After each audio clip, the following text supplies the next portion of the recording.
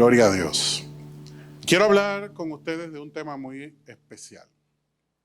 Un tema que he orado mucho, he estudiado mucho, he hablado mucho con Dios para que cada uno de nosotros lo pueda recibir en esa manera precisa que el Señor me lo pudo mostrar a través del estudio de la palabra y que no haya ninguna distracción. En el nombre de Jesús, yo oro para que toda distracción escape, se vaya de nuestra vida y podamos entender el espíritu de la palabra, podamos entender la esencia de lo que el Señor quiere comunicarnos al corazón. Que de hecho te digo desde este mismo momento que no es para temor, entiende el espíritu de la palabra, tampoco es para informarnos, tenemos información más que suficiente. Porque Dios, más que informarnos, quiere formarnos, quiere hablarnos al corazón y prepararnos. Dile al que tienes a la par, Dios te quiere preparar para toda buena obra. Díselo, por favor, Dios te quiere preparar para toda buena obra. Y tú dirás, ¿y por qué en esta iglesia le dicen, dile al que tienes a la par? Bueno, para que nos involucremos y prediquemos todos. Y para que aquel que no durmió bien, pues resista. En esta mañana, gloria a Dios, cosas mayores están por suceder. Y yo me pregunto, ¿estamos listos? ¿Estamos listos como iglesia para enfrentar los retos que tenemos por delante? Quiero que entiendan algo. Algo que posiblemente hemos escuchado muchas veces de diferentes fuentes, pero que en esta mañana tenemos que recordarlo y verlo desde la perspectiva correcta, desde la de Dios. Para tener una perspectiva correcta, siempre tenemos que ir a la palabra, a la Biblia, y considerar todo el consejo que Dios nos da por medio de su palabra. Cada domingo tratamos de mirar el corazón de Dios a través de su palabra y somos bendecidos, somos edificados. Y es necesario que entendamos que un nuevo orden y último está por presentarse y establecerse en la tierra. Te voy a dar 5 motivos. Te los voy a dar y vamos a pasar muy rápido por estos aspectos porque no es lo esencial de lo que tengo que compartir contigo en este día. Pero es bueno que entendamos todo lo que está sucediendo ante nuestros ojos. Cuando les hablo de un nuevo y último orden mundial que está por establecerse, me refiero por motivo de la condición de la economía en nuestro país, en la región y el resto del mundo. ¿Cómo está la economía? Al borde del colapso. La sociedad está en bancarrota moral. Hay crisis medioambiental. Hay pestes y grandes peligros que se asoman en el horizonte, que ahora se presentan como amenazas. Y el punto número 5 es que no hay credibilidad en el liderazgo, ni en las empresas, ni en la política, incluso en las iglesias. Porque el enemigo ha logrado poner bajo el ojo del huracán, bajo el cuestionamiento indiscriminado los líderes de las congregaciones a tal punto de que ya los pastores, evangelistas, maestros que servimos al Señor no tenemos solamente que defendernos de los ataques del adversario, sino muchas veces tratar de sostenernos de los ataques, cuestionamientos que recibimos de los mismos hermanos. A ese punto hemos llegado en la humanidad. Y no debe de sorprendernos, porque nuestro Señor Jesucristo nos dijo en más de una ocasión que estos tiempos llegarían. Y quiero que preste mucha atención porque esta palabra es para los padres, para los hijos, para los siervos de Dios, para todos. A todos nos toca recibir esta palabra. jóvenes, adultos y todo el que tenga oído que oiga lo que el Espíritu de Dios le dice a la iglesia. Y lo primero que tengo que destacar es que en su gran mayoría la iglesia está entretenida ante todo lo que está sucediendo. Tú puedes conversar con cualquier persona, por ejemplo, y decirle, dime, ¿qué te parece lo que está sucediendo en Israel? ¿Dónde? Me han dicho a mí en esta semana, ¿dónde? Y otros me dicen, pero es que ahí siempre se han tirado tiros. Eso no tiene nada de diferente. Ellos ahora se matan y después se arreglan. Tienen siglos en esto. Y hay otros que están demasiado enfocados en estos puntos y quizás llegan a cansar un poquito con el tema.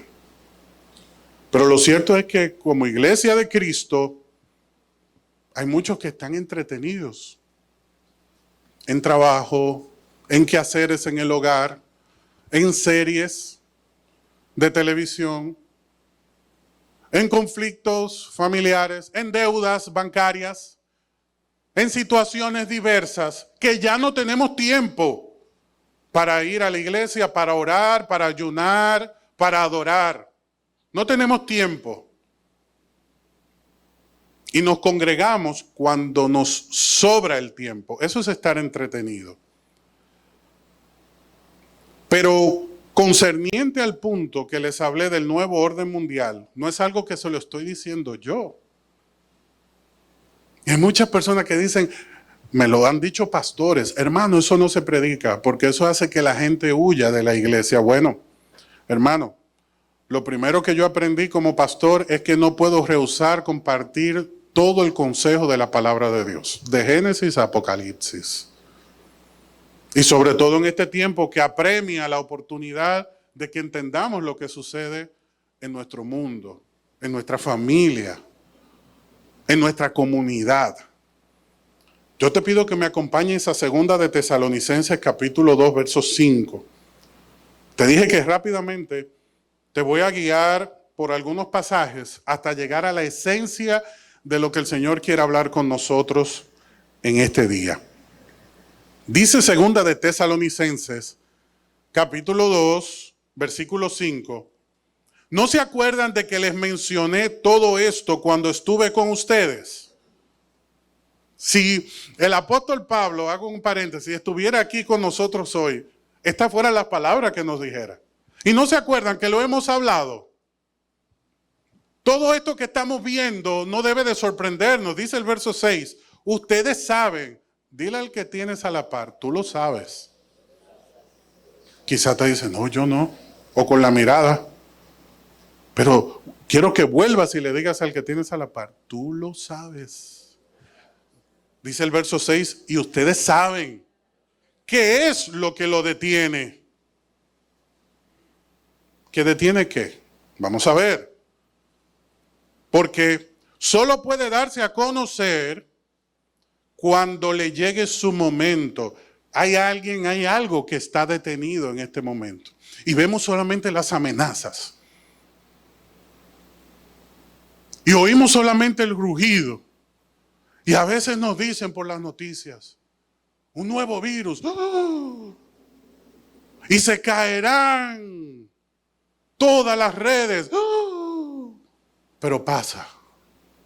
Y nos dicen, ahora viene una invasión de ovnis. ¡Oh! Pero ya no hablan de eso, ¿no lo han notado? Y es dándonos golpes tras golpes, golpes tras golpes, amenazas tras amenazas. ¿Y qué sucedería si tú a tu hijo, a tu hija, a tu esposo, todos los días le das un shot de malas noticias o una amenaza? En cualquier momento me voy, pero cambia. Vamos a desayunar. No tengo dinero, pero está bien. Seguiremos adelante. Y día tras día pasan. Y así es que nos tienen como en una montaña rusa emocional. ¿Cómo vamos a terminar? Que un día nos van a decir, y viene el león, que venga, tú vas a decir. Ya me tienen cansado. Entonces no vamos a creer en nada. Entonces por eso ahora estamos hablando de Israel. ¿Por qué estamos así? Porque tenemos años. Que viene el lobo, que viene el lobo. Y nada de llegar. Que viene el lobo, que viene el lobo. Y nada de llegar. Y que pase lo que tenga que pasar. A mí me dio COVID y no me morí, dicen algunos. Ya que pase lo que tenga que pasar. Pues llegará el momento donde no será una amenaza, sino una realidad. Pero ¿cómo estará la iglesia? Distraída. Como lamentablemente muchos están delante de Dios. Pero el verso 6 de 2 de Tesalonicenses nos dice, ustedes saben qué es lo que lo detiene. No son amenazas. Y el verso 7 nos dice, pues esa anarquía, el nuevo orden mundial, todo el caos que está ahí preparado ya, estructurado y listo para ser simplemente lanzado así, con un botón. Así de listo está. Pero no lo digo yo. Dice el verso 7, esa anarquía ya está en marcha de forma secreta. Yo sabía que no dirían amén, pero eso está en la Biblia lo que estamos leyendo.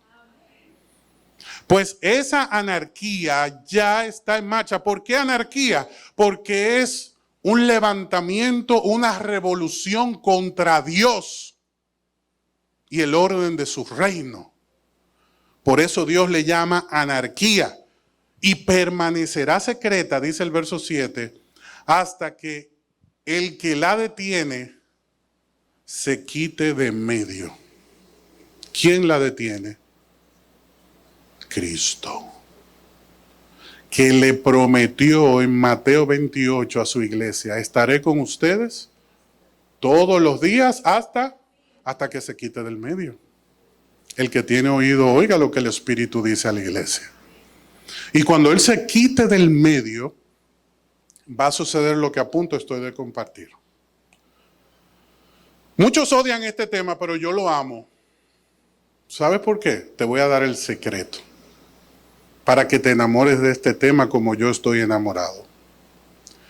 Dice 2 de Corintios, capítulo 4, verso 8.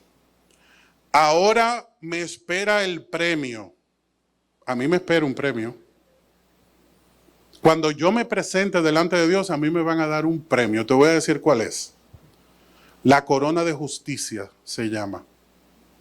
Uy, pastor, pero qué pretencioso está usted en esta mañana. Pues mire, yo tengo una corona en el cielo que se llama la corona de justicia. Te digo por qué. Porque el apóstol Pablo dice que le tenía reservada el Señor una corona en el cielo que le daría el día de su regreso, y el premio no es solo para mí. Ahí me incluyó.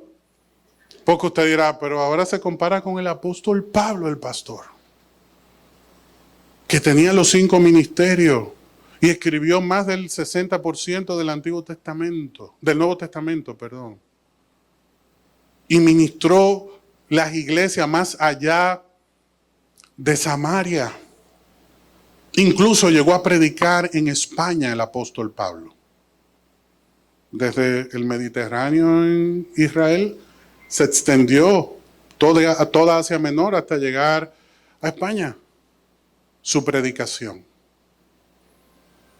Yo no me estoy comparando con él. Lo que pasa es que 2 de Corintios 4:8 dice que esa corona del Señor no es solamente para el apóstol Pablo, sino para todos los que esperan con anhelo la venida del Señor. Como yo espero con anhelo la venida del Señor, esa corona es mía. Por eso ya veo que el pastor siempre predica de ese tema. Y le gusta hablar de ese tema. Y desde que comienzan a hablar de eso, inmediatamente comienzo a escuchar y a prestar atención a lo que se está diciendo. Con respecto a la venida del Señor. Porque yo anhelo su venida, yo amo su venida, yo no le tengo temor a su venida. Yo soy un cristiano que tiene los pies sobre la tierra, pero la mirada en el cielo. Yo soy un cristiano que ama a su Señor y Salvador. Yo soy un cristiano que vive para su Señor.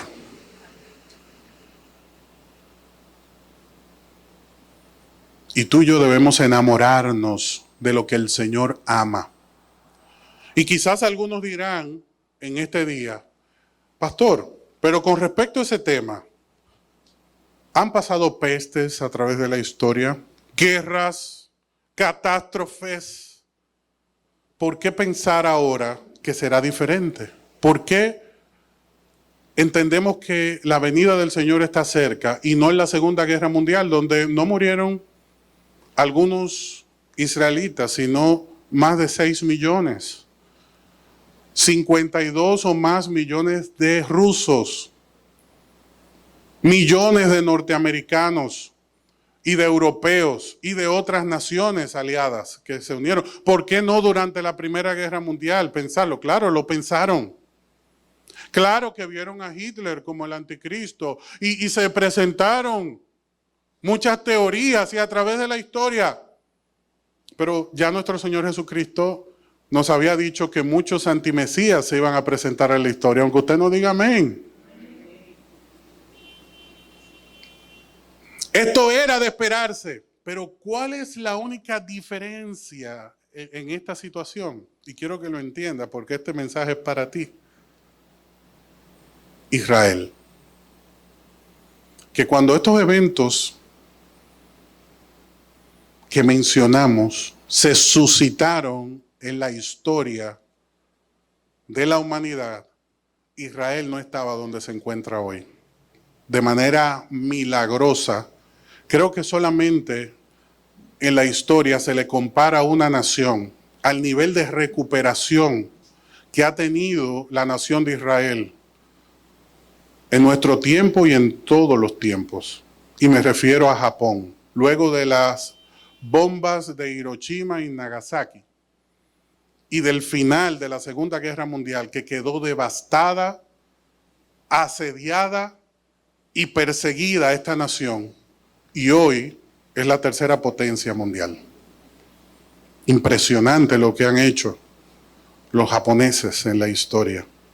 Pero una recuperación mayor ha sido la de Israel, que no tenía tierra para el final de la Segunda Guerra Mundial, que había perdido todo y hoy son la principal potencia del mundo. Ustedes dirán, no, es China, es Estados Unidos. Vamos a ver los premios Nobel per cápita que hay en Israel. Vamos a ver la cantidad de aplicaciones instaladas que tú tienes en tu móvil, en qué origen se dieron. Vamos a ver los principales inversionistas de las mayores marcas mundiales que rigen los mercados, de qué origen son. Y aquellos hombres y mujeres que han marcado la historia de una manera extraordinaria en apenas 70 años o menos. Y sus predecesores. Es extraordinario lo que Dios ha hecho con esta nación.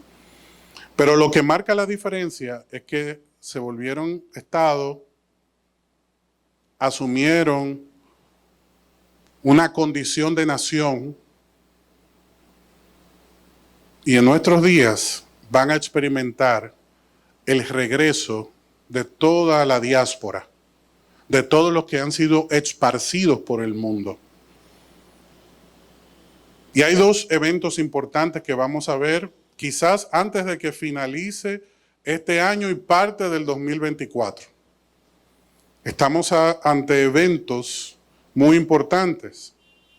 Vamos a ver mermados los ejes de poder de las naciones que nosotros conocemos actualmente.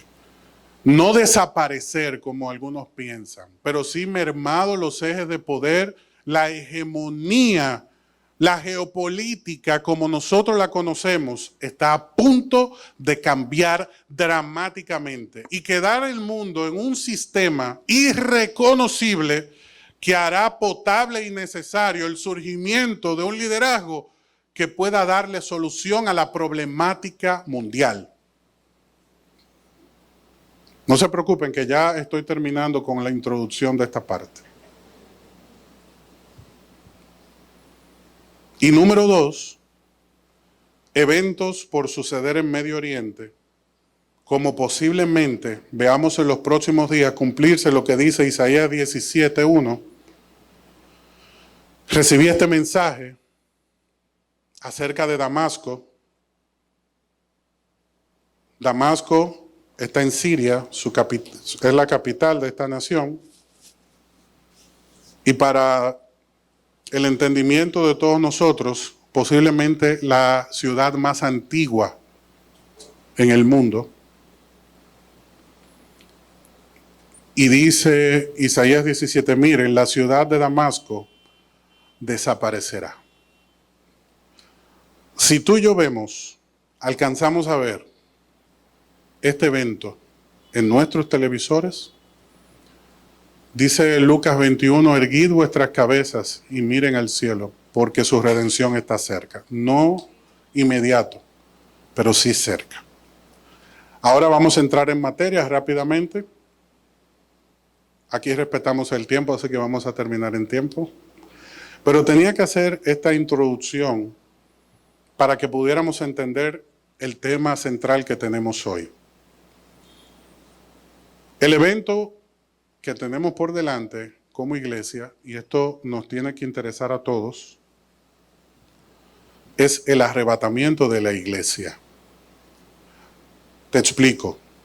Dice Primera de Tesalonicenses 1:10. También comentan cómo ustedes esperan con ansias la venida desde el cielo del Hijo de Dios, Jesús, a quien Dios levantó de los muertos. Él es quien nos rescató de los horrores del juicio venidero. Conviene mirar la obra de Dios a través de la historia para que entendamos que Dios nunca ha sometido a juicio al pueblo que le obedece y le teme, que nosotros hemos identificado a través de la historia como el remanente de Dios. Nahum capítulo 1, verso 2, este profeta dice, el Señor es celoso, lleno de ira y venganza. Él toma venganza contra todos los que se le oponen. Yo quiero que le preguntes al que tienes a la par, ¿tú eres opositor de Dios? ¿Qué te respondió? ¿Te dijo que sí o que no? De ninguna manera. Pues entonces, dile al que tienes a la par, los horrores del juicio venidero no son para ti. ¿Por qué? No porque te lo dice el pastor Pedro Melo, sino porque Nahum dice que la ira del Señor, su furia, persiste contra sus enemigos. Y en Cristo aquí ninguno es enemigo de Dios. El que es hijo de Dios ha nacido y es nueva. Y Cristo hizo la paz con Dios para que en Él tengamos vida. Entonces, la ira venidera no nos corresponde como iglesia. Dice Primera de Tesalonicenses 5:9, pues Dios escogió salvarnos por medio de nuestro Señor Jesucristo y no derramar su enojo sobre nosotros.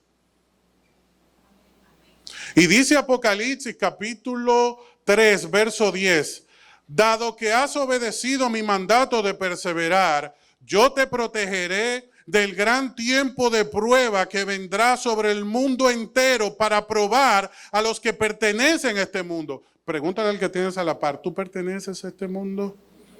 No, tú y yo le pertenecemos a Cristo.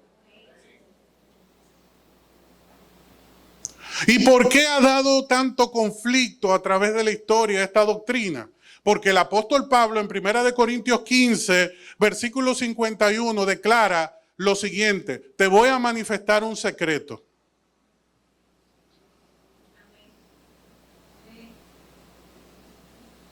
¿Qué dijo el apóstol Pablo? Te voy a manifestar algo que no es evidente, comprendido ni aceptado por todos. Y dice, no todos moriremos. pero todos seremos transformados. Todos seremos transformados. ¿Cuándo? ¿Cuándo, apóstol Pablo? Primera de Tesalonicenses 4:15.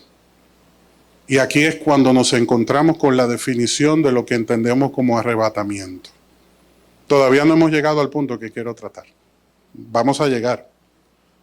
Dice Primera de Tesalonicenses 4:15, les decimos lo siguiente de parte del Señor. Nosotros, los que todavía estamos vivos cuando el Señor regrese, no nos encontraremos con Él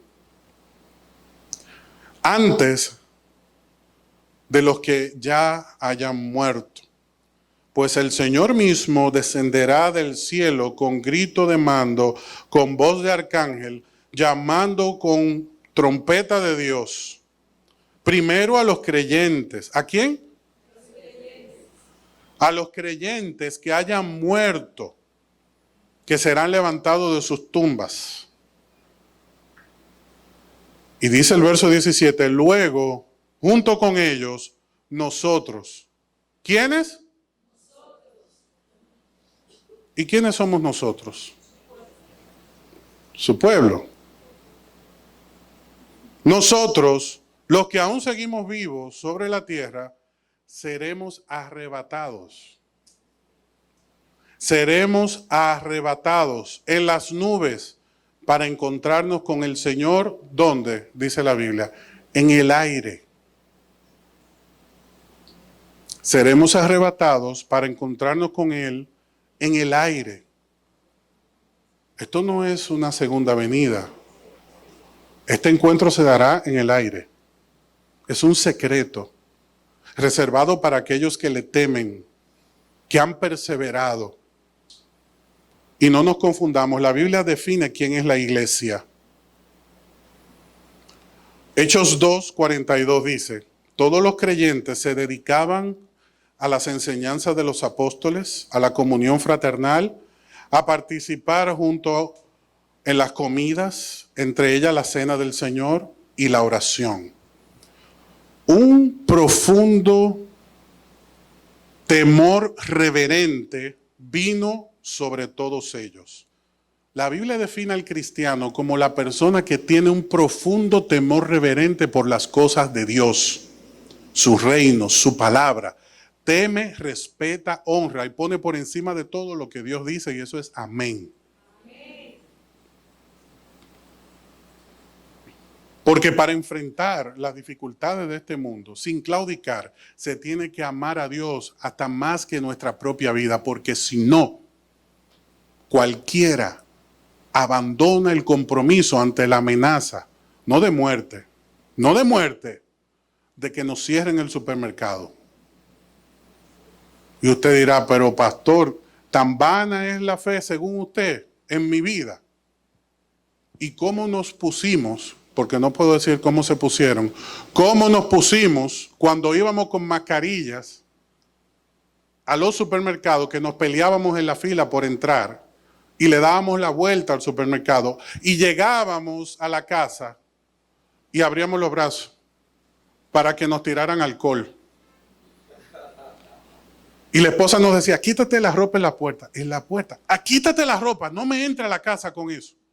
Y usted lavaba las latas, las fundas del supermercado, aunque no diga amén. Lavaban las fundas de los supermercados. La fruta, todo. Mira, pero eso está sellado al vacío. ¡Lávalo! Yo escuché que el COVID se mete por el... Nos reímos hoy, hermano, pero estábamos asustados. Todos estábamos asustados. No sabíamos a lo que nos enfrentábamos.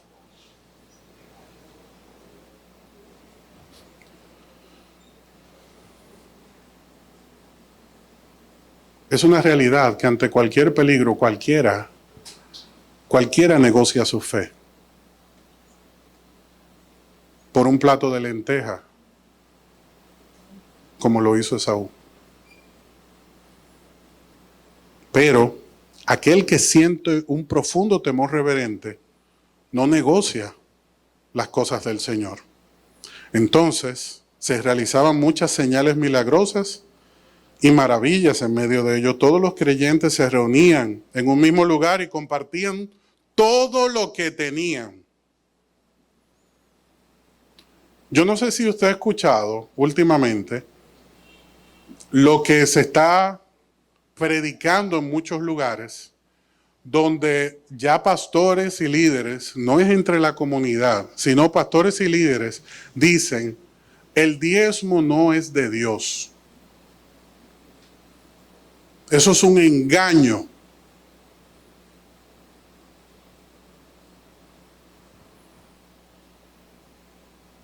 Y comienzan a predicar contra el diezmo. Y terminan dándote un golpe letal. En el Nuevo Testamento ni siquiera se habla de eso.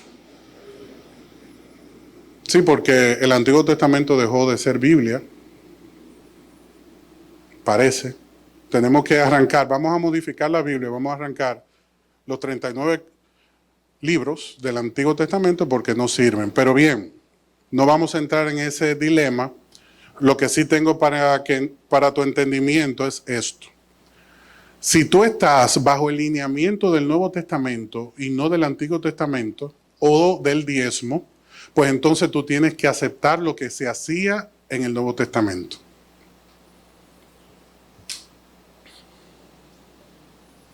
Entonces, ¿cómo funciona la ley del dar en el Nuevo Testamento? Todos los creyentes se reunían en un mismo lugar y compartían todo lo que tenían. ¿Qué compartían? ¿Y qué es todo? No, pastor, todavía no entiendo. Ok, te explico. Verso 45. Vendían sus propiedades y posesiones y compartían su dinero con aquellos que tenían necesidad. ¿Quiénes quieren el Nuevo Testamento? Repito. No la casa que te sobra, no el carro que no usas. Repito, vendían sus propiedades y posesiones y compartían el dinero con aquellos que tenían necesidad.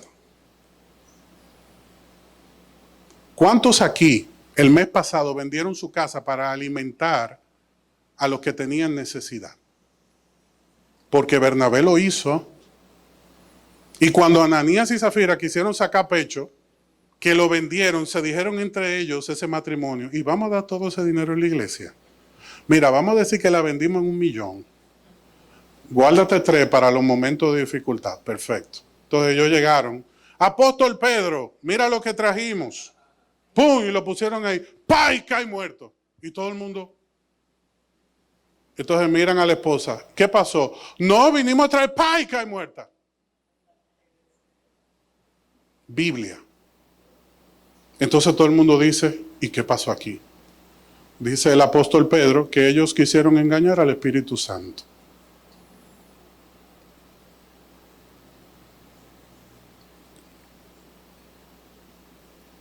¿Había ley en el Nuevo Testamento? Sí. Lo daban todo, no el diezmo. Todo. Todo es todo, hermanos. O sea que si yo tenía que vaciar mi cuenta, ellos lo hacían. Tú dirás, pero eso no es normal. Eso es de locos. Dice el Señor que grandes maravillas entonces sucedían. Y ellos tenían más de lo que pensaban tener. Porque no se quedaban sin casa. Dios multiplicaba los recursos. Porque usted nunca vio que dijo, y Bernabé sufrió amargamente por haber vendido su casa. No, él prosperó y fue hecho apóstol de la iglesia, no por lo que dio, sino por cómo estaba comprometido con la obra. El diezmo es un principio, es un punto de partida. Es una regla, es una medida justa para nosotros entender de qué manera debemos administrar nuestros recursos. Ni siquiera en la ley el Señor lo estableció cuando ya a los hijos de Dios, que dice Romanos capítulo 2, que tenían la ley inscrita en el corazón, estaban diezmando por lo que el Señor les había indicado, como el caso de Abraham con Melquisedec, que honró al sumo sacerdote Melquisedec con los diezmos de lo que había logrado en sus batallas. al ir a rescatar a Lot. Es un punto, es una medida. Y siempre lo he dicho, si no estoy bajo la ley o el orden del diezmo, y hagamos rápidamente este ejercicio, yo recibo $1,000,000 de ganancia. Me lo entregaron hoy, ¿verdad? Entonces yo me siento con mi esposa y le digo, vamos a sacar la primicia, lo del Señor. Y oye esto, Carlos. Yo le digo a Jamie, vamos a dar $1 en la iglesia. Y entonces, el resto, pues resolvemos los problemitas que tenemos. ¿Qué te parece eso, Carlos? ¿Por qué? Pues yo lo di, el peso yo lo di con amor, no me juzguen. Y $1 es $1. ¿Por qué tú entiendes, Carlos, que $1, cuando gané $1,000,000, está mal?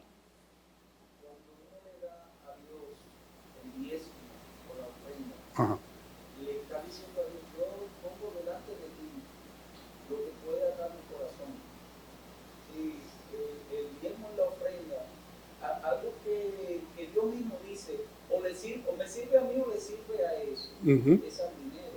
Entonces, cuando una persona honra a Dios por lo que tiene, de la forma, usted no le va a saltar a un presidente con una ofrenda de $1. No sé si me entiende. Sí, claro. Entonces, a Dios hay que honrarlo con amor, pero de acuerdo a lo que Dios te ha dado. Amén, amén. O sea que todos están aquí de acuerdo de que $1 es muy poco. Es injusto de parte mía, ¿verdad?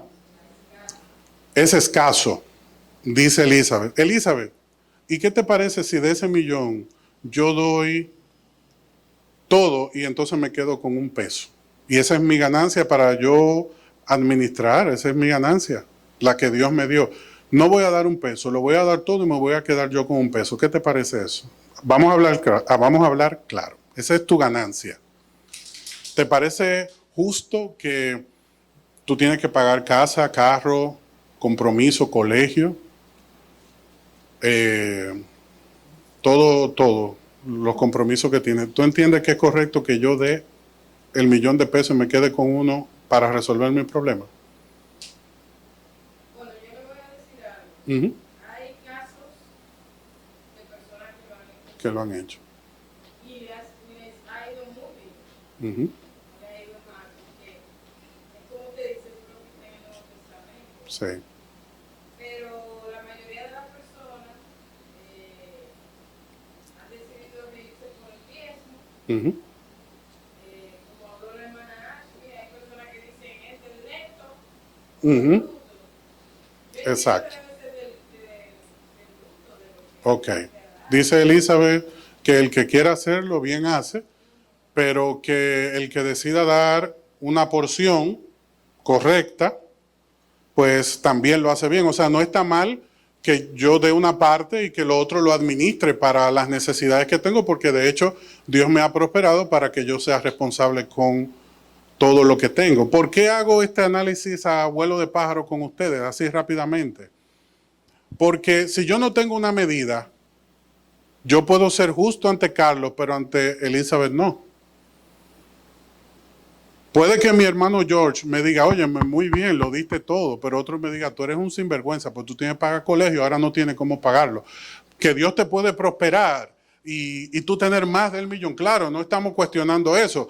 Por eso dijimos, el que lo dio todo, pues gloria a Dios. El que dio una parte, lo que entendía que le correspondía, pues también gloria a Dios por eso. Pero ¿cuál es la medida que me va a dar a mí la confianza de yo saber que estoy haciendo un aporte justo, una medida que no la puse yo, sino que está establecida para mantener una referencia como punto de partida al momento de yo dar mis ofrendas? Pues nosotros tenemos como medida el diezmo, que no está en la ley, que está más allá de la ley, aunque en la ley se predica y se establece. Una parte que era exclusivamente para el desarrollo del reino de Dios y lo demás como nosotros pagamos los impuestos al gobierno. Así lo hace Israel a través de la historia. Como nosotros lo hacemos. ¿Tú querías añadir algo más, Elizabeth? En el pasaje de la ofrenda, Ujú, Jesús dice que esa señora que ofrendó ujú. dio todo Lo que tenía. y dio más que los demás. Amén. No por la cantidad, sino por el desprendimiento. O sea que si lo das todo, no está mal. Pero si te quedas con la parte que te corresponde para cumplir con las responsabilidades, no está mal, no tienes que sentirte mal delante de Dios. Pero hay una medida de fe que se ha establecido para que nosotros lo tengamos como marco de referencia, y este es el diezmo. Y es importante que nosotros lo podamos ver de esta manera. Lo digo porque a través de la historia se ha comprometido nuestra fe y hemos divagado entre discusiones que nos traen conflicto entre hermanos. Y es bueno que entendamos que el diezmo es un punto de partida, un compromiso que yo decido asumir delante de Dios, que tiene que ser voluntario, una obra de fe de cada uno de nosotros. Ashley, ¿tú querías aportar algo? Y que hay veces que el Señor pone en nuestro corazón Uh-huh. dar algo en especial. Quizá no es un monto como diezmo, y quizá no es una ofrenda, sino que el Señor te manda y te dice, ahorita te da el número, Uh-huh. algo, Uh-huh. tú te quedas como 10,000. Sí. O sea que Dios nos habla también en momentos especiales, Uh-huh. nos da ese pago especial. Amén. Esto no es una emboscada, Ay, no. es parte del mensaje. Y sí, y te digo algo, al único que le molesta que le hablen de este tema es al que ha hecho del dinero su Dios. ¿Ok? Si el amor al dinero ha hecho tantas complicaciones a través de la historia, también en el Señor, cuando yo me vuelvo apasionado por el dinero y el dinero es un Dios, siempre que se habla de este tema, nos sentimos mal. Yo, gracias a Dios, y lo aprendí de mis padres, siempre que se habla de este tema, yo no me siento redarguido, porque nunca he dado el diezmo.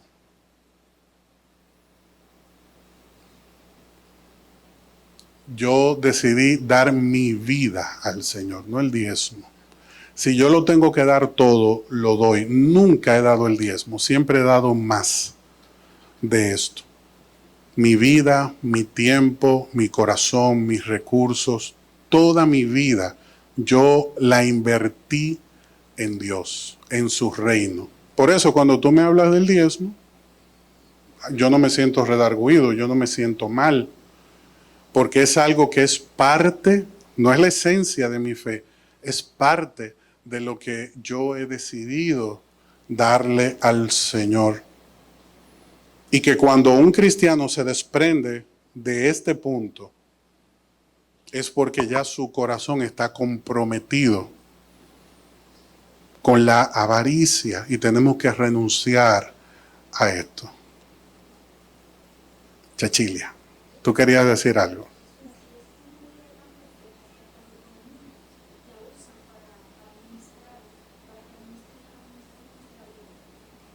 Amén.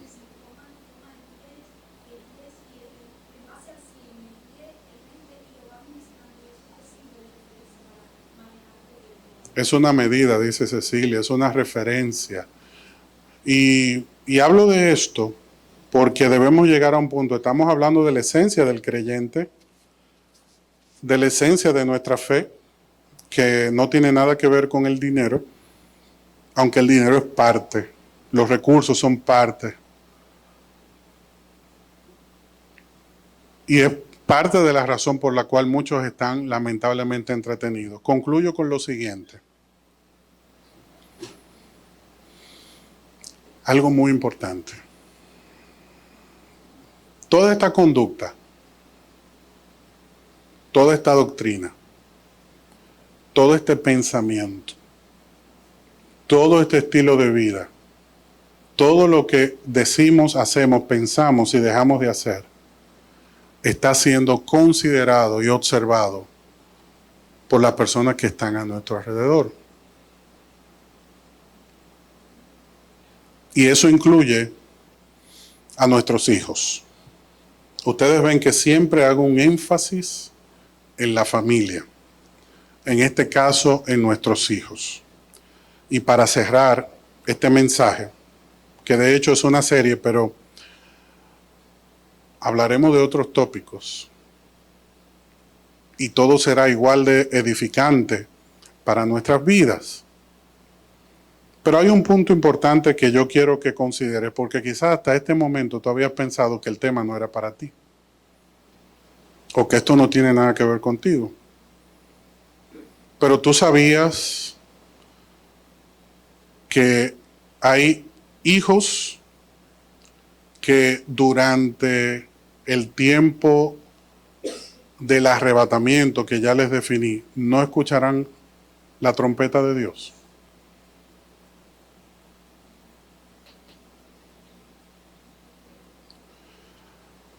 Aquí quiero entrar en este tema y concluir con esto. Todos nosotros hemos evaluado y hemos pensado todo, excepto el futuro de nuestros hijos de cara a la tribulación. ¿Cuántos hemos hecho ese ejercicio? Porque pensamos en la tribulación y decimos, yo soy salvo, yo soy un hijo de Dios, yo soy creyente. Pude ver Hechos 2:42, oro, adoro, estoy en la doctrina de los apóstoles y profetas, estoy involucrado en la fe, lo estoy haciendo de corazón. Pero yo te pregunto, ¿y tus hijos? Tú dirás, no, espérate un momento. Ahí me cambiaste el tema y no me gusta. Porque yo puedo irme, yo puedo ser arrebatado por Dios y tener familiares, incluyendo mis hijos, que no estarán.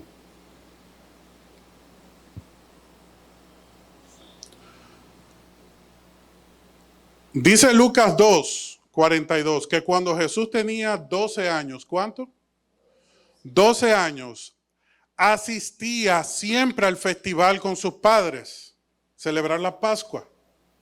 ¿Dónde estaba Jesús cuando tenías 12 años? Con sus padres, involucrado en la fe de sus padres. Y esta historia ustedes la conocen porque Jesús se le perdió a sus padres.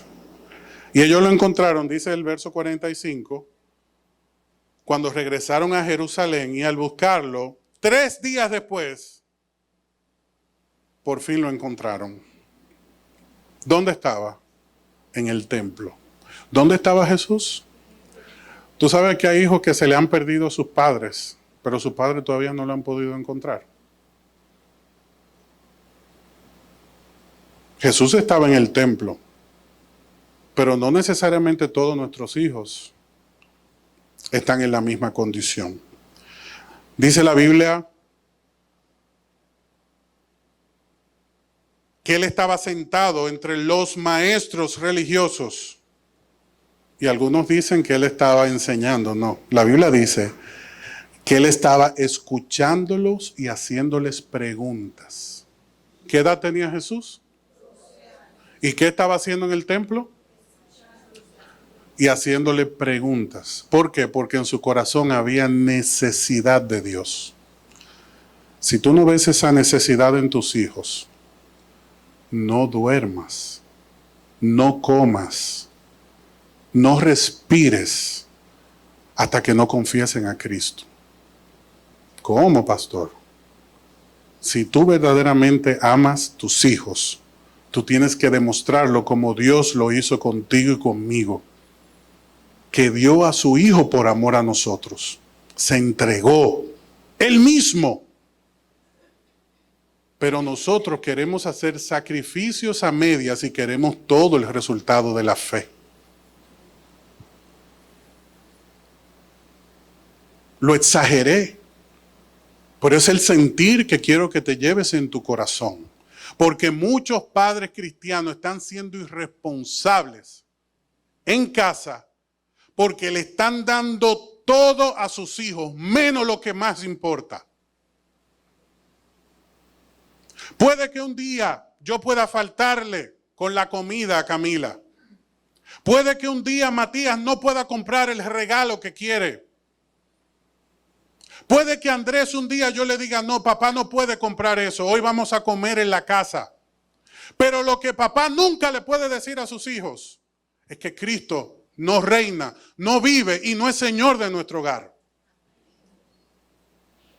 Y Josué nos dijo, yo no sé qué va a pasar en Israel. Yo voy a servir a Dios y bueno, no sé mi casa. No, él dijo, yo en mi casa serviremos al Señor. Porque el que levantaba la cabeza fuera de sitio en esa casa donde había un guerrero del Señor, tenía que darle cuenta a Josué. Y Josué era cabeza y líder en su casa. Y en este tiempo usted tiene que asumir responsabilidad con respecto a la salvación de sus hijos. Dar rodillas porque la salvación es personal. Pero nosotros no podemos ser irresponsables. Como pastor es el llamado que el Señor puso en mi corazón. Instruye a los padres en la salvación de sus hijos, no por temor. No por temor. No es que ahora yo voy a andar detrás de los muchachos. No, porque no es así que se predica a los hijos. Atención. El Nuevo Testamento dice, no los atraigas a ira. No los presiones. Dales el ejemplo. Dales el ejemplo. Primero Dios. Primero Dios. Pero que se lo des tú el ejemplo. No otro. En el colegio no le van a enseñar eso. Eso te toca a ti. Eso nos toca a nosotros con lo que vemos en la televisión.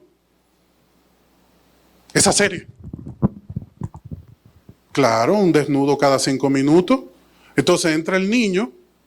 No, ponle seguro a la puerta. Esa serie no la vea. Porque lo que tus hijos no pueden ver, tú tampoco. Pero ellos saben. Ellos saben lo que nosotros estamos haciendo. Con el dinero, con el tiempo. ¿Tú crees que ellos no están oyendo cuando tú criticas? O cuando hablas de la iglesia, del pastor. Ellos lo están asimilando. De los hermanos, de la alabanza. Y el pastor Pedro no tiene hijos perfectos. Anoche yo estaba en la Tercera Guerra Mundial en mi casa. En ese vehículo, porque en buen dominicano ellos no se pelearon, ellos se abruzaron. Usted hoy ha visto, como dice Katy, 2 lapiceros, cuando usted lo amarra.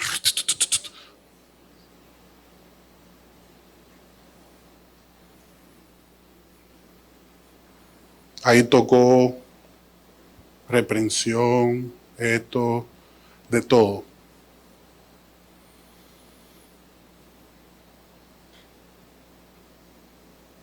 Pero esa instrucción tiene que ser en amor. ¿A qué edad Samuel escuchó la voz del Señor? A los 12 años. ¿Es que a los 12 que se salvan los niños? No. Te está hablando de que hay una edad de conciencia. Yo veía a Camila muy rápida. Y yo le dije, hey, hay que bautizarse aquí. ¿Qué, papá? ¿Qué es eso? Hay que bautizarse. Y entró en lucha, no con papá, con su naturaleza. Hasta el último día nunca le insistí. Pero ella tenía una lucha en su corazón y lloraba con su mamá en la habitación y cuestionaba que si Dios existe y si me oye me mata. Y todo, y de todo, hasta que al final ella tomó la decisión. Y cuando entró al agua, papi, le digo, yo aquí no soy tu papá, yo soy tu pastor. Esto va en serio. Esto es salvación. Y Dios me dio el privilegio de poder llevar a las aguas del bautismo a mi hija de 10 años. No llegó a los 12, pero ustedes saben que el procesador de nuestros hijos no es el que teníamos nosotros. Van rápido. El Señor se dominicanizó y me dijo, atájala.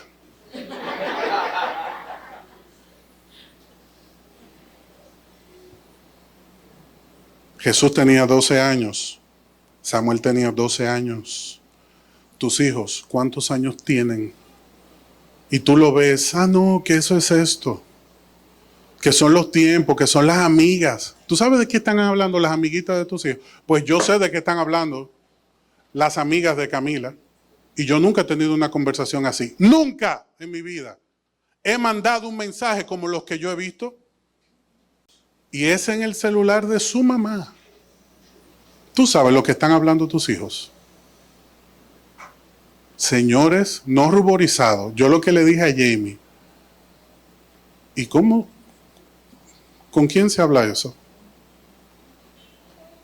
¿Cómo se habla eso? Delicado el tema. ¿Qué están hablando nuestros hijos?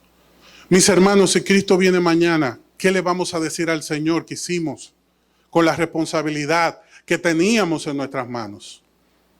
Si tú amas a tus hijos, no solamente le pagues el colegio, no solamente los añoñes, como me encanta a mí añoñarlo con todo lo que puedo a mis hijos, complacerlo con todo lo que yo puedo, amarlo con todo, porque no te estoy diciendo lo contrario. Yo quiero darle mi vida, lo mejor a mis hijos, lo mejor.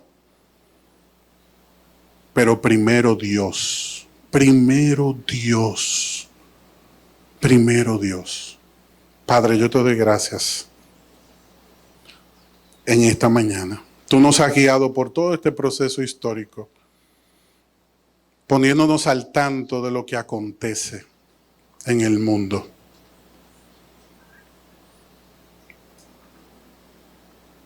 Y tienes un refrigerio espiritual para nuestra vida, porque esta palabra, Señor, va a traer un avivamiento y una revolución en nuestros hogares de amor y de restauración. Porque aquí habrán padres volviéndose a los hijos e hijos volviéndose a los padres. Porque ha llegado el tiempo en el cual tú tomas a tu pueblo de todos los confines de la tierra, y esa obra empezó en la casa. Ha empezado con nosotros, donde tenemos que experimentar esa transformación y ese cambio. Mira dónde fuiste hallado, Señor, en el templo. Que nuestros hijos sean hallados en tu presencia. Que cuando despertemos en tu gloria y seamos transformados en un abrir y cerrar de ojos, podamos ver el fruto de tu obra en nuestra vida. Y al contemplar a nuestra diestra y a nuestra siniestra, al ver a nuestro lado, detrás, delante, podamos ver a nuestra familia congregada ante ti, transformados en un abrir y cerrar de ojos. En un abrir y cerrar de ojos. Ahí con tus ojos cerrados tú dirás, ¿y qué pasa con aquellos hijos que no tienen dicha conciencia? Recuerda que David perdió un hijo. Y él dijo muy claramente, ya mi hijo no vendrá a mí, pero yo iré a él. Había un nivel de conciencia, una revelación espiritual que el Señor le había dado, donde el Señor le dijo, tu hijo no volverá a ti, pero cuando te levante y te traiga a mi seno, allí te encontrarás con él.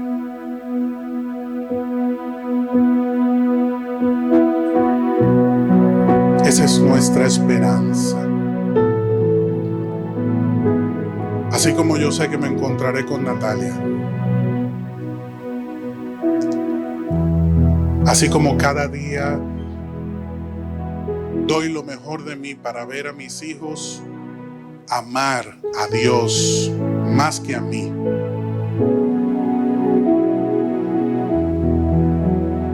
Mi anhelo, mi deseo es poder decir como dijo Josué, yo y mi casa servimos al Señor.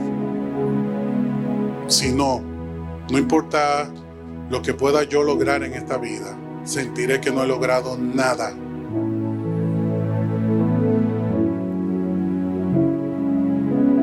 si mi mayor responsabilidad era la casa,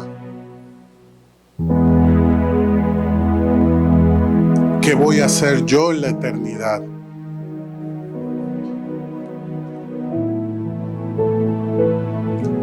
Si no los puedo ver a ellos. Ese es mi sentir, ese debe ser tu sentir. No podemos descansar. Así como Dios no se ha dado por vencido contigo, no te des por vencido con la salvación de tu hijo en oración. Oye, ¿cómo? En oración. Dando ejemplo, dando palabras de amor, hablándole de tu experiencia con Dios. Antes de predicarle la Biblia, háblale de tu experiencia con Dios. Y dile, yo quiero contarte algo. Anoche yo estuve orando y Dios me habló, me dijo esto. Para que tu hijo se enamore del Dios del cual tú estás enamorado. Pero hay padres que por más que le han predicado a sus hijos, no han podido ver su salvación, porque sus hijos necesitan ver primero tus obras, tu ejemplo, para entonces seguir al Dios que predicamos. Porque muchas veces hay acciones que hablan demasiado alto y los que están a nuestro lado no pueden escuchar lo que decimos, porque lo que hacemos impide que escuchen lo que decimos. Esto es un llamado para toda la iglesia. Yo te invito a que donde estás te pongas de pie.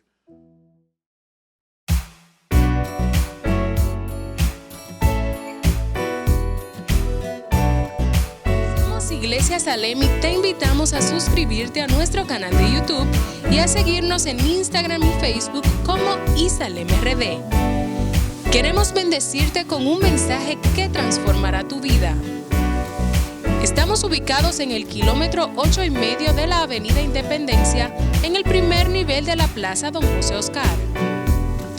Adoremos juntos al Dador de vida y crezcamos integralmente en esta gran familia.